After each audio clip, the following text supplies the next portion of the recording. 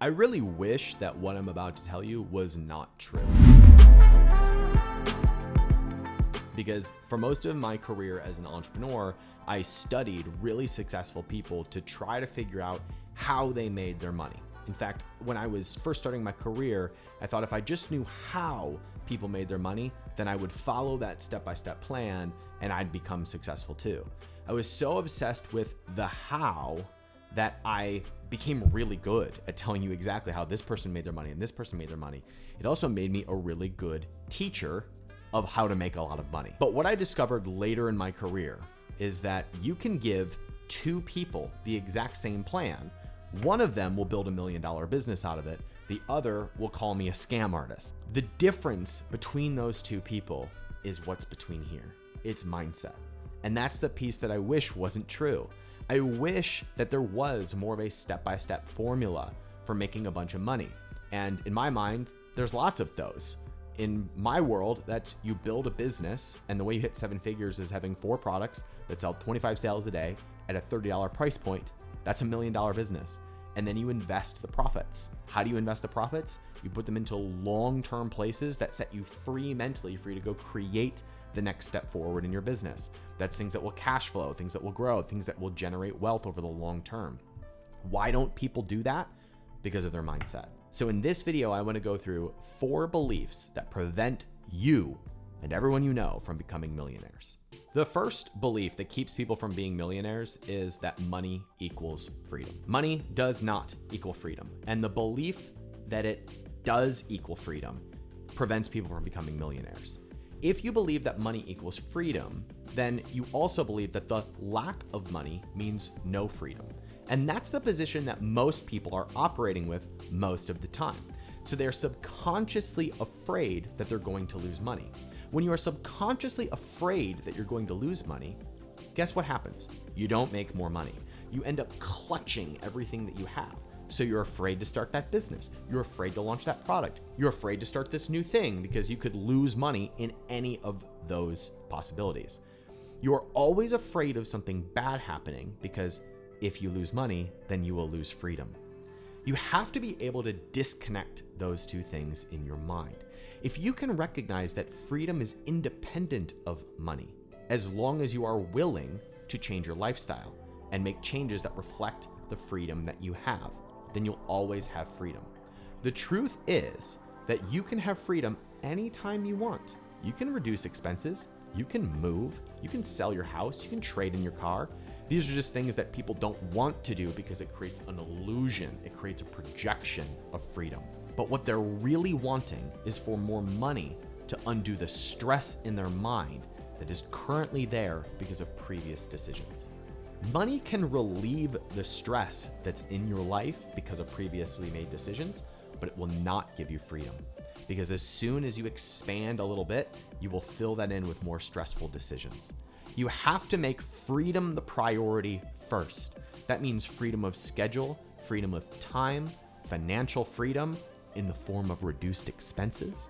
In order for you to have the peace of mind for you to go have your 7, 8, or 9-figure thing. It starts there. It doesn't come from a stressed place. Money does not equal freedom. Money amplifies freedom when you already have it. But you know what else is true? Money will amplify your stress if you're starting from that place. The second belief that prevents people from becoming millionaires is that there's only one opportunity. FOMO, fear of missing out on the current opportunity. Right now, we can see this happening in crypto. You see the bull market exploding and people getting rich, sometimes overnight because they bought the right altcoin. That happens. There's tons of opportunity there. But when you're afraid of missing the opportunity, you're actually blind to the opportunity that's happening. When you are afraid of missing an opportunity, that often means that the opportunity has already passed, or the big portion of the growth has already happened. At the very least, when you're experiencing FOMO, it means that your perception is of lack.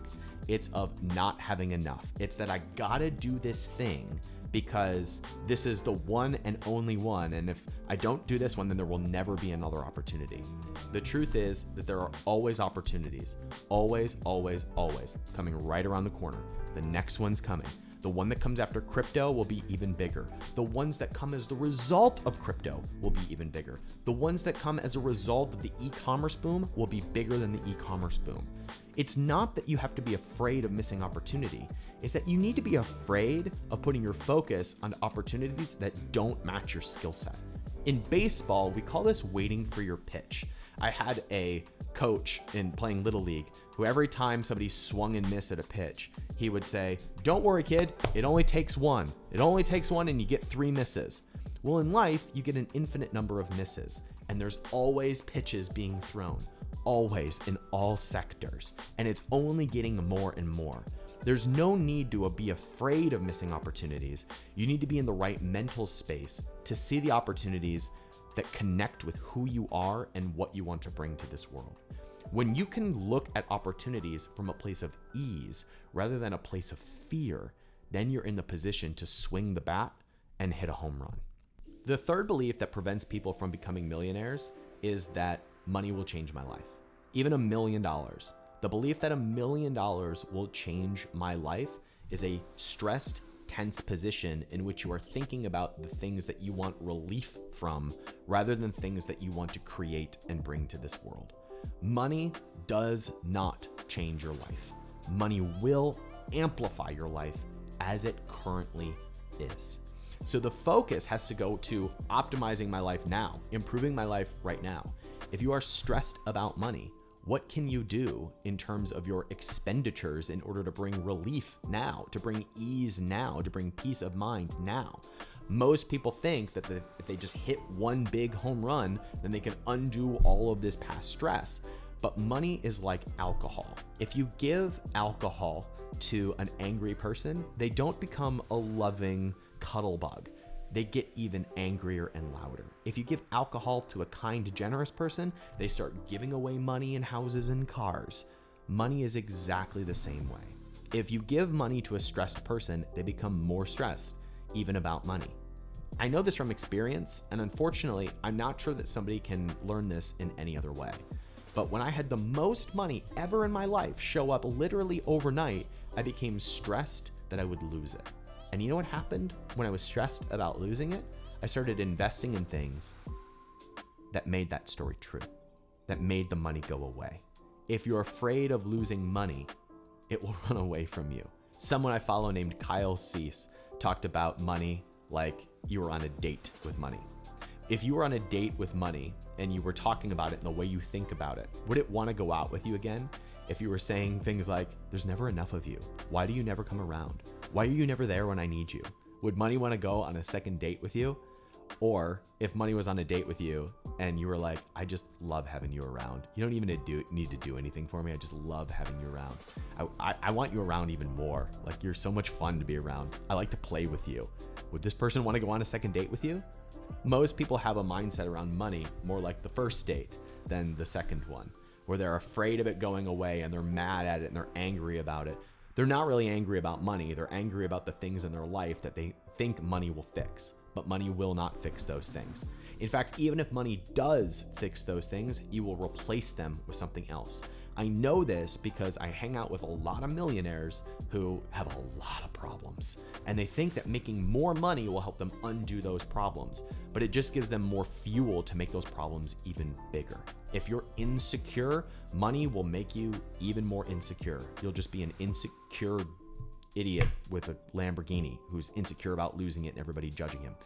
I know this because I know these people, and I know this because I know that when I thought that money will change my life, that $1 million is a lot of money and will change my life, I went and pursued the $1 million from that same place of lack. And when I got the $1 million, it made the lack even bigger, which makes the money run away. You have to be good internally first. You have to have a life that you actually like first. You have to build businesses that you like first. Then money shows up to amplify all of that. That's a free life. And the fourth mindset that prevents people from becoming millionaires is that money is a reflection of my value. Now, money is a reflection of value in the marketplace. It's a reflection of what people value your products and services. But a lot of entrepreneurs or entrepreneurial-minded people think that money is a reflection of their own personal value, and that's not the case. Now, we can talk about this intellectually, of course, but it's easier to think about how you react when you see people who are making more money than you. Do you edify them? Do you put them on a pedestal? Do you try to network your way in with them in order to get some of what they've got, for them to teach you what they know? Oftentimes, that is a belief that they're more valuable than you because they have more money. Listen, if they could have gotten lucky, they could have been in the right industry at the right time. They may not even be that good. There are plenty of rich people who got rich because of who they knew or because of good timing. And that's not to take away from what they've accomplished in the slightest. It just means that it has no reflection about who you are and what you can accomplish. A good example of this is how many entrepreneurs put people like Jeff Bezos or Elon Musk on a pedestal because of how much money they have. And so they try to reverse engineer being that person instead of just doubling down on their greatest gifts. Every time I see an entrepreneur who is like, I want to be the next so-and-so, I get a little bit concerned for them.